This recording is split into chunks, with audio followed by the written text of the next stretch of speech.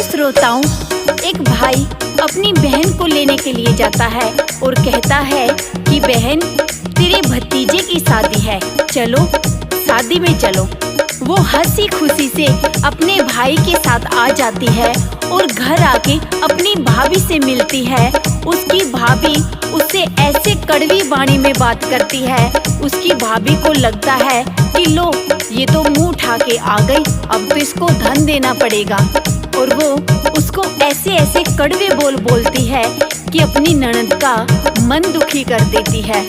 लेकिन बताते हैं, जिस खजाने से बहन बेटी को दान दिया जाता है, वो खजाना हमेशा हरा भरा रहता है।